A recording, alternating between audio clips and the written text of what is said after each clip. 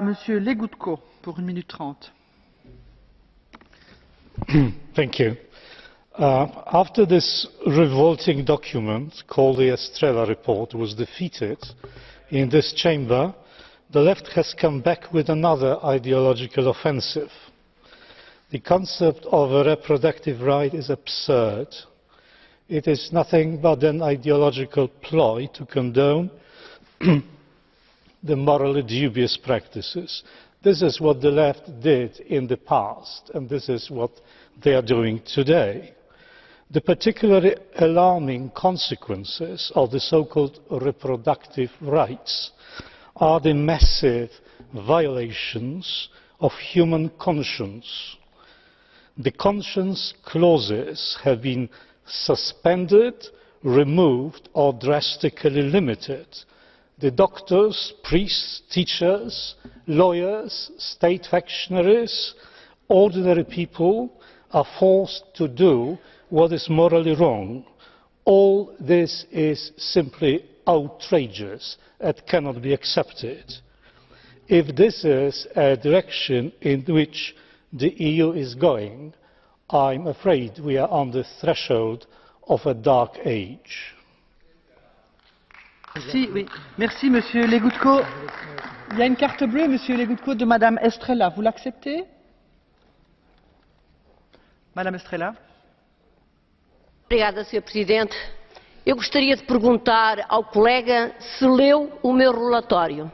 Segundo lugar, se faz contraceção. Em terceiro lugar, se já não é tempo de respeitar os direitos das mulheres. Muito obrigada. Monsieur Legutko. Yes, I have read the report and I consider, I repeat, it is a revolting document. Merci. Voorzitter, ik maak eerst een punt of orde. Ik herhaal wat ik net in mijn punt of orde heb gezegd, namelijk de manier waarop u toestaat dat in deze zaal allerlei biljetten worden getoond. Dat lijkt me tegen het gebruik van dit huis. Ik wil u nog eens even vragen dat terug te nemen naar bijvoorbeeld de conferentie van fractievoorzitters om een eenduidige lijn op dit vlak te trekken. Want de ene keer wordt zoiets wel toegestaan en de andere keer niet. Ik vind dat een onduidelijke politiek. Dus ik vraag u bij deze dat nog eens terug te nemen en daar helderheid over te scheppen. Dan nu mijn bijdrage, voorzitter. Ik denk dat het leven bescherming verdient, na de geboorte en ook voor de geboorte. En ik weet best heel goed dat zwangerschappen moeilijk kunnen zijn en risico's kunnen hebben. Ik heb dat ook in nabijheid ervaren. En dan is het denk ik goed dat er familie en professionals en vrienden zijn om je daarbij te helpen. Maar we hebben in december, voorzitter, wel met elkaar hier een rapport Estrela behandeld. En we hebben gezegd in meerderheid, dit is niet een zaak voor Brussel, dit is een zaak voor de lidstaten.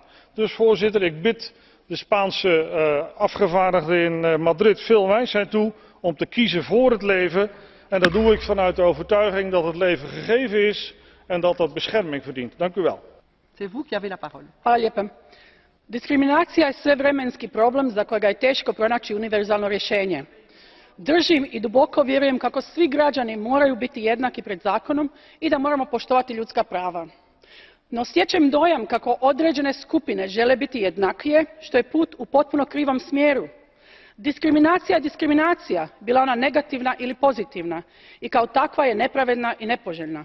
Prava jednih ne smiju ići na uštrb drugih i to je najjednostavnija i jedina ispravna formula koju valja slijediti. Moram iskazati žaljenje i razočaranje što se ova tema našla na dnevnom redu jer držim kako su zastupnici jasno i nedvosmisleno rekli što misle o njoj. Bojim se da određene političke snage ne mogu u potpunosti pojmiti demokraciju pa koriste i nasilne metode da svima nama nametnu svoja ideološka stajališta. I gospođo predsjednice, svi znamo da treba muškarac i žena da se začne dijete. Onaj čas kada dođe vrijeme da žena može sama, bez pomoći muškarca, začeti to dijete, onda može sama i odlučivati o tome djetetu. Hvala lijepa. Merci.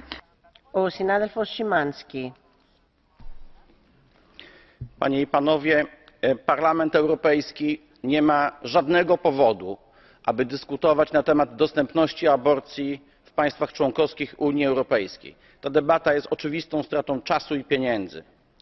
Ale skoro powiedziano już tyle gorzkich słów pod adresem Hiszpanii, to ja w swoim imieniu chciałbym zadeklarować, chciałbym powiedzieć, że działania rządu hiszpańskiego zasługują na najwyższe uznanie. Działania rządu hiszpańskiego zasługują na najwyższe uznanie, ponieważ aborcja, w szczególności to narzeczenie, to jest zwykłe barbarzyństwo. Będziemy się wstydzili aborcji, tak jak dzisiaj wstydzimy się niewolnictwa. To jest olbrzymi błąd, który dokonuje Europa.